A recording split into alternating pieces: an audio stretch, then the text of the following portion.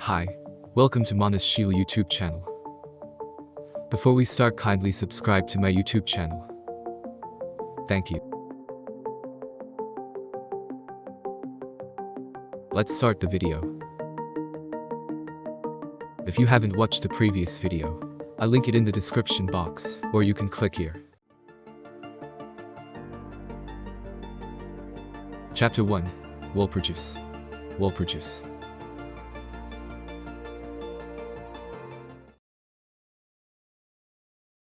The destination through Rain's portal was a silvery world of ice and snow. Unlike last time, it seemed that the venue was to be Guy's palace. Rain guided me as I stepped inside. Xian and Diablo followed. Although the outside was too frigid for any living thing to survive, the temperature inside of the castle was comfortable. However, half of the castle had collapsed and it was obvious that something had happened. Hey, so you're here. I'm sure Milim and Daggerel will be here soon, so make yourself comfortable and wait for them, Guy told me as he led me to the room. There were several round tea tables in a large hall that looked as if it could be used for a bowl. Chairs were also placed irregularly, so that we could sit freely. Looking at the guests, I saw that Ramirez and Leon had already arrived. Behind Ramirez was Pope Louis and the old butler Gunther. Behind Leon were the two knights, Alris and Claude, both fully armed. I was a little relieved to see familiar faces. After a brief exchange of greetings, I took a seat. Xian and Diablo seemed to refrain from sitting down and waited behind me instead. I wish they would sit down too, but I let them do as they please. And then, Ramirez made her loud appearance. Hey, what's the deal with you leaving me behind? Ah. I thought we had gone together, but it seems that Ramirez was left behind. Well, what? Ramirez-sama, why weren't you with us? I wasn't the only one who was caught off guard. Rain, who had been guiding us, was flustered as well. She seemed to have assumed that Ramirez was following her, and was surprised to see her getting angry. Rain, it is unlike you to make a mistake. I received an urgent request from Ramirez-sama to pick her up. It was Mizari who said this. Just like Rain, Mizari's face was battered and bruised, though her expression remained sharp. I had initially thought that those two were similar, but perhaps it was because I didn't have the luxury of time until now, but the differences in their personalities stood out clearly. Rain-chan, you seem to be distracted because of your injury. I was just worrying about who I should take with me, you know. But even so, I noticed that Ramirez had two attendants with her. Beretta and, hey. Vildor, what are you doing? Ramirez reacted to my words and turned to look behind Ramirez. She saw Vildor standing there, and clicked her tongue, making a disgusted face. "'Tis, that evil dragon." Kahaha. I heard that there was some kind of important meeting going on, and I just couldn't miss it. I was actually planning to follow Rimuru, but was too late, so I quickly stopped Ramirez and offered to join her. Vildor did not read the atmosphere. He didn't care that Ramirez was in a bad mood, and was confidently making his point. Ramirez followed suit. That's how it is. If Master is willing to join us, it's like having the help of 100 people, so I hope you'll thank me for bringing him here. Beretta was the only one shaking his head and lamenting, but there seemed to be no stopping the two of them. I am very sorry. I was careless. No, it's not Rain-san's fault. We came here in a hurry as well. Rain looked depressed, so I comforted her for the time being. Well, since I called you here, it was only natural to hurry. Rimuru, didn't I tell you before that you can just call Rain and the others by their names? Oh, I forgot. Guy-sama is right, Rimuru-sama. Please call us by our names. That's right. It makes me happy to feel more familiar. Mizari-san seems to understand me very well. There are two ways in which I address others with honorific titles. The first is when I want to keep an eye on someone, and the second is when I want to keep my distance from them. When I'm not close to someone, or when I should be wary of them, I think it is rude to refer to them without their honorific titles.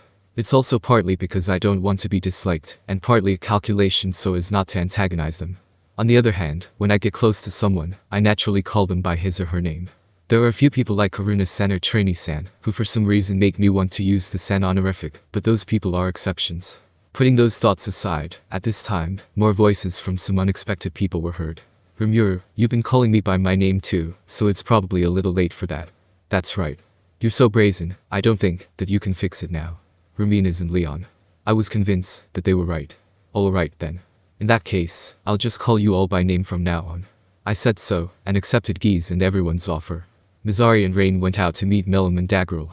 Everyone else relaxed and waited. There were snacks on the table, so we spent some time reaching for them. After a while, what's going on, Guy? I've also got a lot on my plate. You can call for me, but you should at least contact us in advance. Free says that's good manners. Milim arrived, looking full of energy.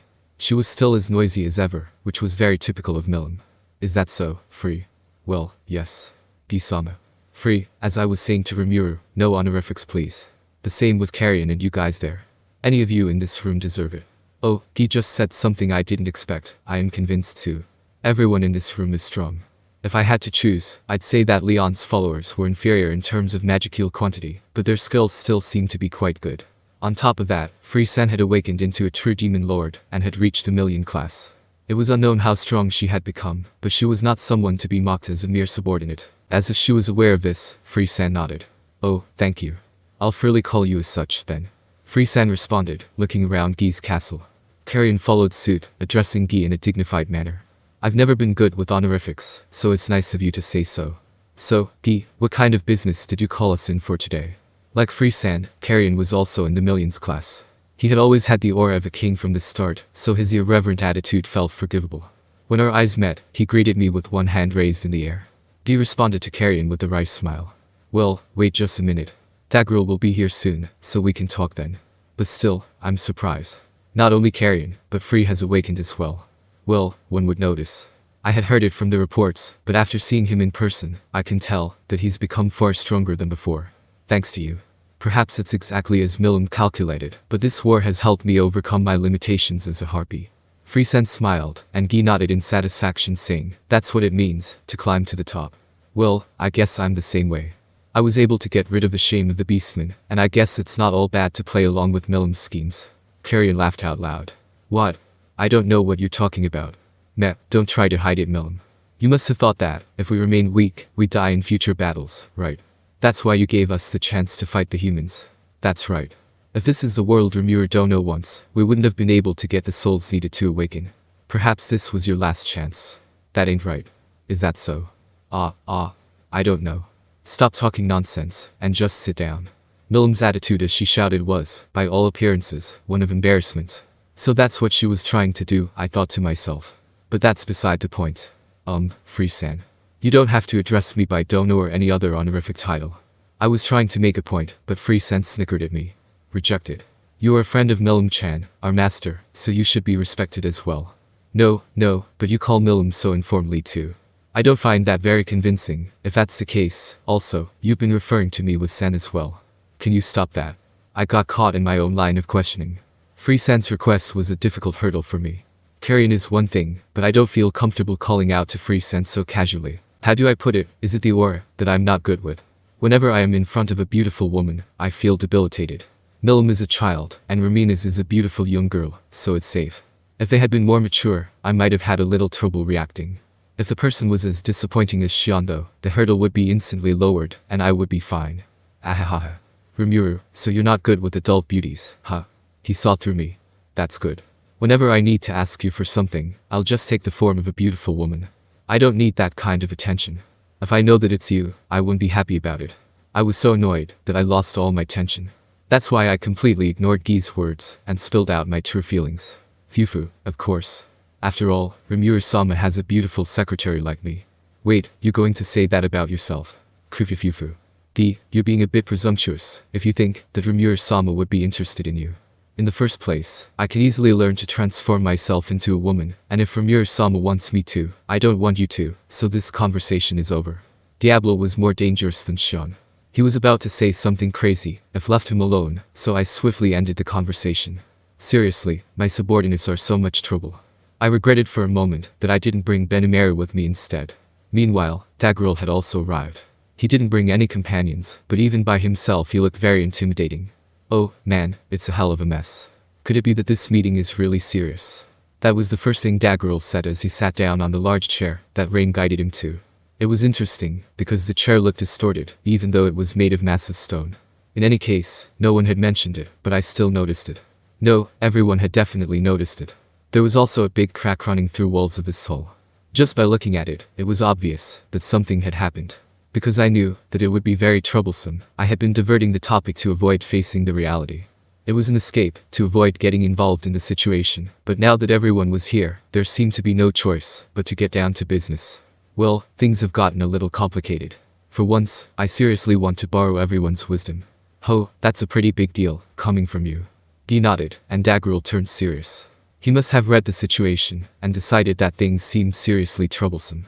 It wasn't just wisdom he wanted to borrow, I thought, with a faraway look in my eyes. I wasn't the only one, but Geese stood up and announced with a smile. Now then, let's change venues.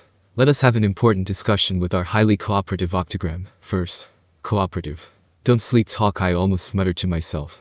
That smile gave me a bad feeling, but, sadly, there seemed to be no way to refuse, so we all reluctantly followed Gee's lead.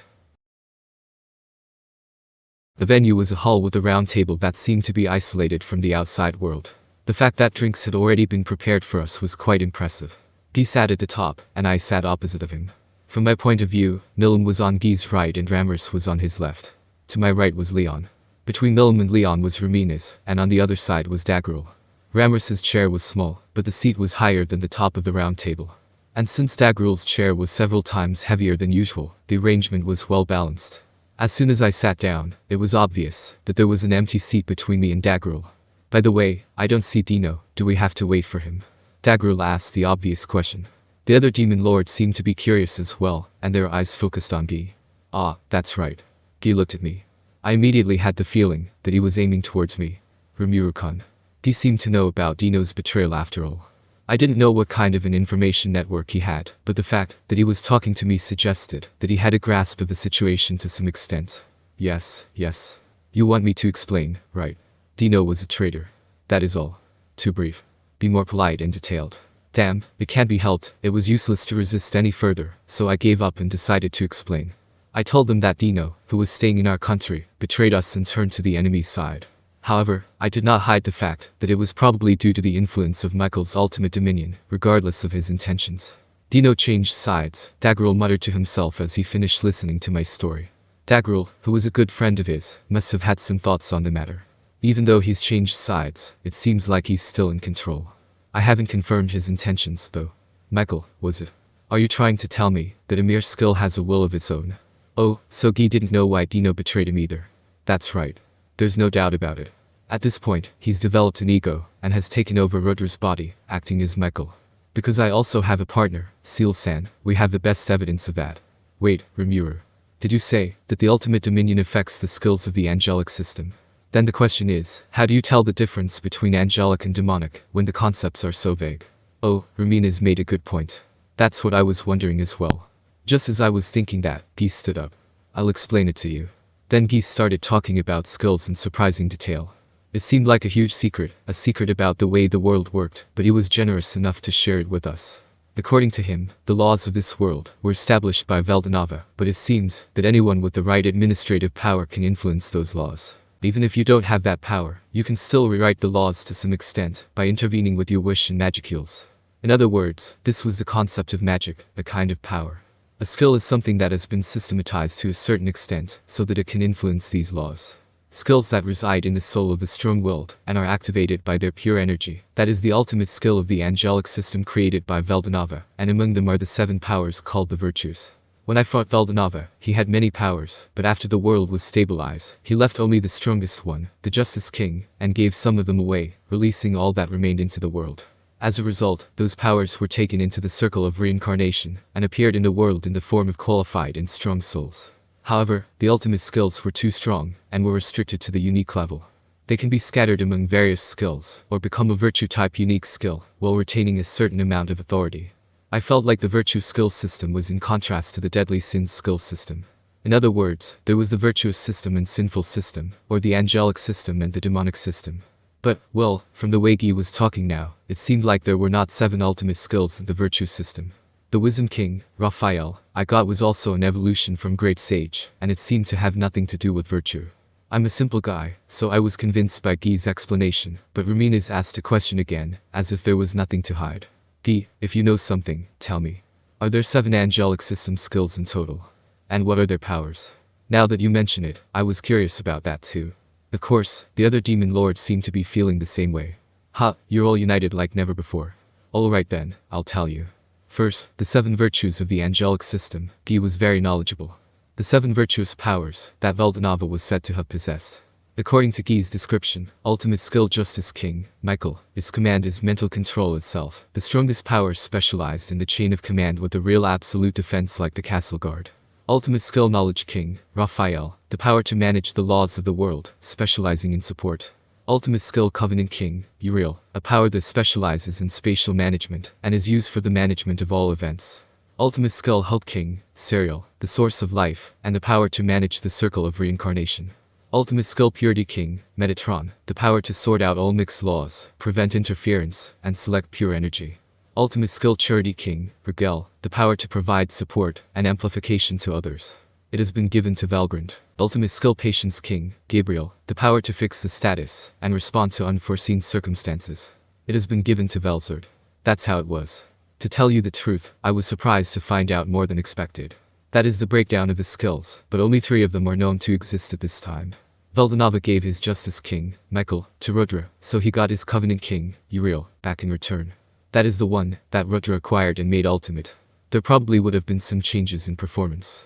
Well, that's lost now, so we can't be sure. No one interrupted. And so, Guy continued. Thank you for watching. Hope you enjoy it.